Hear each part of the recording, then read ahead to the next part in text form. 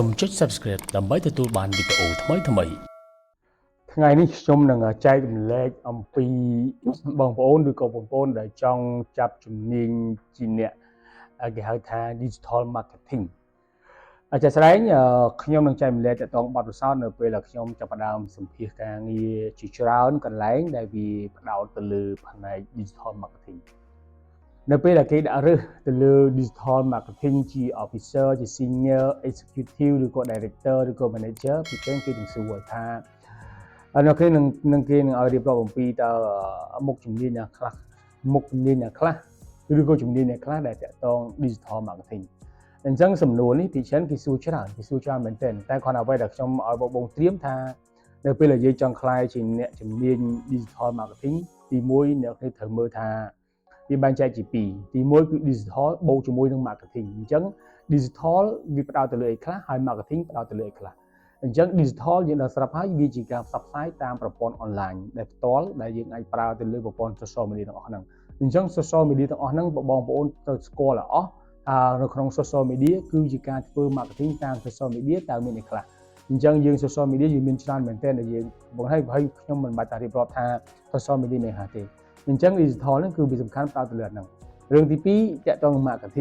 Marketing ដែលយើងអាចនិយាយបានថានៅក្នុង Marketing យើងត្រូវបានបែងចែកជាពីរ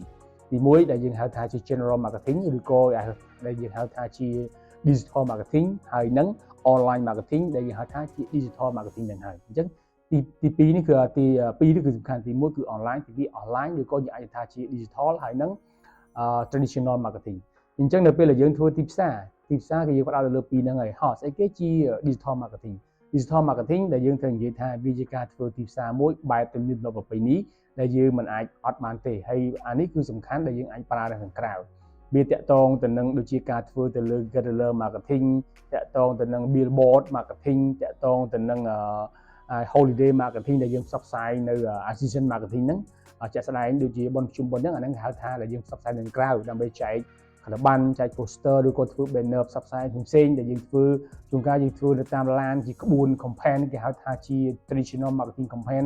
យុទ្ធនាការនៃការផ្សព្វផ្សាយបែបពីនេះរឿងក្រៅហ្នឹងក៏សំខាន់ដែរអាហ្នឹងដែលយើងហៅថាជា traditional marketing ហើយដែលយើងមើលឃើញក្រៅអ្វីដែលយើងមើលឃើញក្រៅជាឧបករណ៍ខាងក្រៅហ្នឹងហើយដែលគេហៅថាជា digital marketing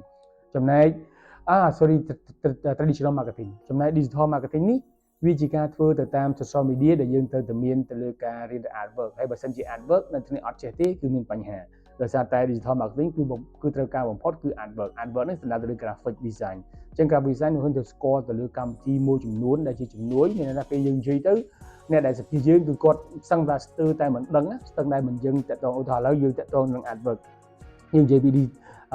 ផ្នែក graphic យើងមាន Photoshop, Illustrator យើងមាន Corel យើងមាន Cinema 4D យើងមាន Blender យើងមាន Maya ហ្នឹងក៏ design ដែរ copy design ដែរប៉ុន្តែវា design ហើយវាជា motion ប៉ុន្តែជា design artwork ខ្លះក៏យកដូចជា block title អីក៏យើងអាច design ទៅលើ artwork នឹងដែរទី2តើតងកម្មវិធីជំនួយក្នុងការ digital marketing យើងមាន motion graphic យើងមានអីគេ After Effects យើងមាន Davinci យើងមាន Adobe Pemiere Final Cut Pro Cinevegas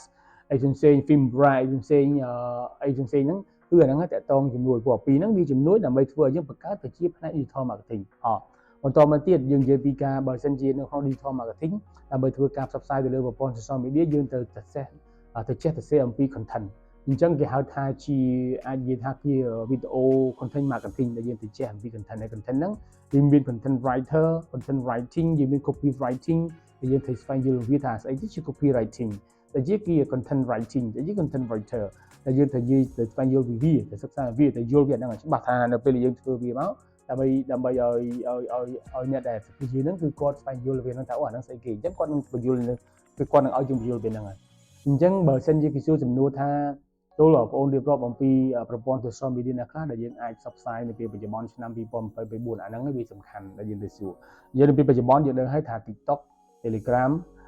Facebook YouTube ហើយនិង LinkedIn អីគាត់ជាសំខាន់មួយដែលយើងត្រូវតែសិក្សាបញ្យល់ហើយនឹងប្រព័ន្ធ social media ផ្សេងទៀតដែលយើងត្រូវសិក្សាវាពេលខ្លះគឺយើងនិយាយចំអ្វីដែលគេចង់បានហើយទៅមើលគេថាគេសួរយើងចង់ដឹងរឿងអីខ្លះពេលខ្លះយើងត្រូវមាននឹងដែរអញ្ចឹងជំនាញ digital marketing បើនិយាយទៅវាមានការផ្គូផ្សំមួយច្រើនវាមិនមានតែមួយដែលខ្ញុំនិយាយក៏វាមិនអត់ដែរវាអាស្រ័យទៅលើប្រភេទណាមួយដែលគេសួរឆ្លើយសំណួរតែពេលខ្លះខ្ញុំតាក់នឹងសំណួរមួយគេសួរពេលខ្លះគេសួរថាស្អីគេជា គេហៅថា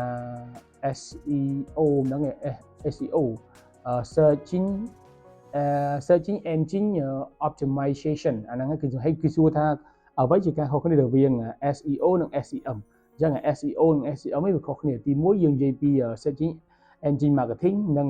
searching engine optimization គេហៅថាប្រព័ន្ធម៉ាស៊ីនស្វ័យប្រវត្តិគេហៅថា SEO ហើយនឹង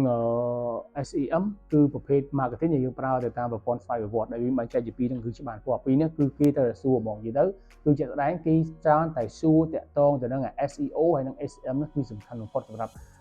បងប្អូនដែល apply ទៅលើផ្នែកហ្នឹងហើយជាក់ស្ដែងនៅពេលបច្ចុប្បន្ននេះទីផ្សារទៅលើ digital marketing គឺសំខាន់ដែលម្ចាស់អាជីវកម្មមួយចំនួនគាត់ត្រូវការអ្នកជំនាញផ្នែកនេះហើយអ្នកជំនាញផ្នែកនេះគឺគាត់ទៅចេះទាំងអស់គឺ digital ចេះទាំងអស់គឺ digital marketing គាត់ទៅចេះអំពី graphic គាត់ទៅចេះ video editor ហើយមួយទៀតគឺគាត់ទៅចេះអំពី photography ហើយនិង videography គឺសំខាន់ដែលគាត់ទៅចេះពីអាហ្នឹងគឺជំនាញទាំងអស់ហ្នឹងគឺសំខាន់ណាស់ដូចខ្ញុំបញ្ជាក់ដល់នេះថា digital ក៏ចេះ marketing ក៏ចេះ graphic ក៏ចេះ video editor ក៏ចេះ photography ហើយនិង videography ក៏ចេះគាត់ចេះហើយគាត់ត្រូវចេះ content ទៀតបាទគាត់ត្រូវចេះវិភាគ content ទៀតនិយាយទៅគេហៅថាជាប្រភេទ multiple skill ដែលជំនាញនេះគឺទីផ្សារការងារទៅឲ្យប្រាក់ខែគឺមិនក្រោម800ឡើងទេណាគឺមិនក្រោម800ឡើងទេហើយអាចចាប់ជំនាញនេះហើយជំនាញនេះគឺអ្នកខ្លះក៏វាក់រៀនអ្នកខ្លះគឺមានវាអាស្រ័យទៅលើដងទេកសលទេដែលខ្ញុំចង់បង្ហាញអញ្ចឹងខ្ញុំគិតថាការខ្លាយជាខ្លួនជា digital marketing គឺមានផ្នែកខ្លះដែលបងប្អូនទៅសិក្សាស្វែងយល់នឹងវាអញ្ចឹងខ្ញុំគិតថាមានតែប៉ុណ្្នឹងហើយអាចមានខ្វះខាតដែលខ្លះខ្ញុំក៏មិនអត់អដែរព្រោះជាការនិយាយជាការនឹកឃើញមិនមែនការរៀបចំទុកទេហើយអរគុណចំពោះការតាមដានទស្សនាវីដេអូមួយនេះហើយជួបគ្នាសម្រាប់វីដេអូក្រោយអរគុណ